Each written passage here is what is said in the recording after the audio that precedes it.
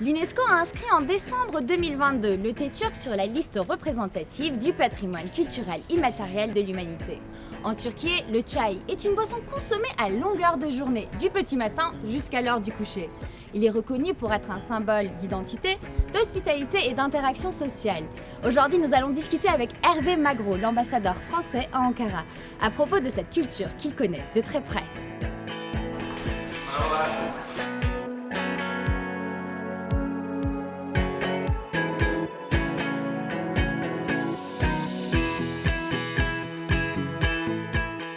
Ben çay alırım da hanımefendinin alırım. Ben de bir tane çay alacağım. Bir açık çay alalım. Tamam.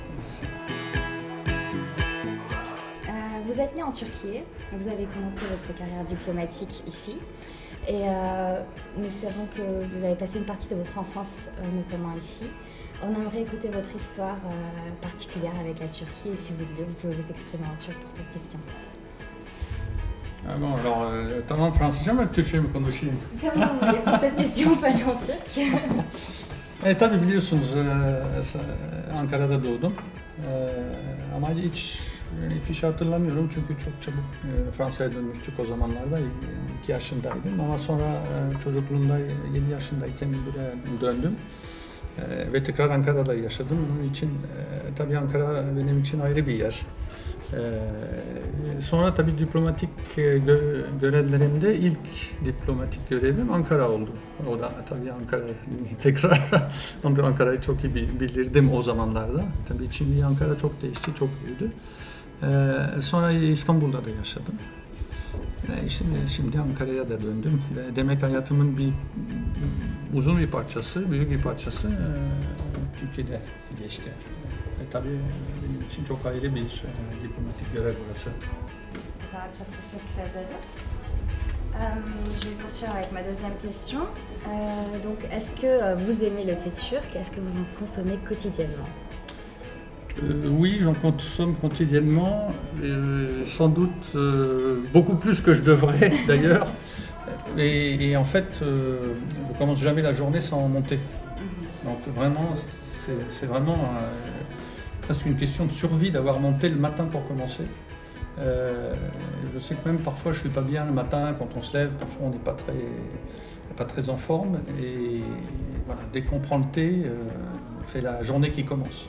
Donc avant le thé, la journée ne commence pas. Super. On peut donner un chiffre peut-être? Combien de verres par jour vous consommez?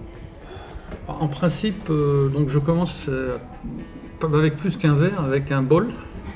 Et puis après, ça dépend aussi du nombre de rendez-vous que j'ai, parce qu'en Turquie, évidemment, le thé, ça fait partie de la vie quotidienne. Et donc, ça peut m'arriver de boire toute la journée du thé. Et donc j'essaye, à un moment j'essaye de modérer ça, mais ça peut être effectivement 3, 4, 5, 6 fois, ça dépend de mes activités, de qui je rencontre. En temps normal, je dirais, c'est le matin et puis une fois dans l'après-midi, mais toujours des bols de thé. Voilà. Est-ce que vous vous souvenez de votre première rencontre avec le thé turc? Pas du tout. Pas du tout, parce que en fait, comme j'ai passé une grande partie de ma vie dans ce pays, c'est difficile de me rappeler quand j'ai commencé à boire du thé. J'ai l'impression. Concernant le goût. Oui, non, j'ai l'impression que j'ai toujours bu du thé en fait. C'est ça. J'ai jamais bu de café de ma vie.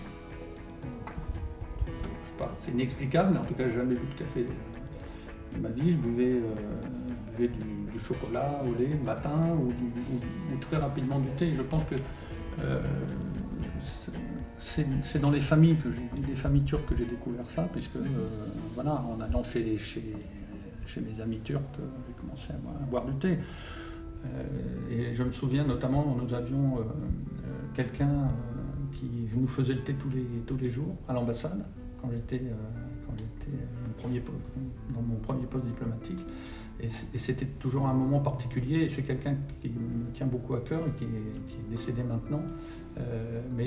Voilà, c'était la cérémonie du matin quand j'arrivais avec le thé turc. Et c'est ce souvenir-là que j'ai du thé, c'est lié à cette personne aussi.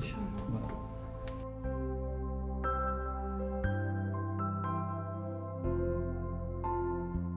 Vous donner une définition de l'UNESCO concernant le thé turc. Donc, la culture du thé est une pratique sociale importante qui témoigne de l'hospitalité turque, crée et maintient des liens sociaux et sert à célébrer des moments importants de la vie des communautés. Est-ce que vous êtes d'accord avec cette définition et nous aimerions savoir ce qu'évoque pour vous le thé turc? Ah oui, moi je pense que, d'ailleurs, je vois pas ce que je pourrais ajouter à ce qu'a dit l'UNESCO à ce sujet. Pour moi, c'est exactement ça. C'est-à-dire que le thé, c'est la rencontre aussi avec les gens. Alors quand on va faire ses courses, on rentre dans les boutiques, on discute avec les vendeurs ou les vendeuses. Quand on a une discussion avec quelqu'un, tout de suite on nous propose du thé. Et donc oui, pour moi c'est ça. Le thé turc, c'est la convivialité. Autant le thé, quand on le boit dans d'autres contextes, parce que je bois aussi d'autres thés, je fais mes propres mélanges, etc. Mais je dirais que c'est plus un plaisir personnel. Tandis que le thé turc, c'est vraiment quelque chose qu'on partage avec les autres. Et je crois que c'est ça qui fait une grosse différence. Parce que finalement, quand on fait son thé soi-même, on fait des mélanges, etc., c'est finalement à son goût qu'on le fait. Et alors que le thé turc, c'est vraiment cet instant-là.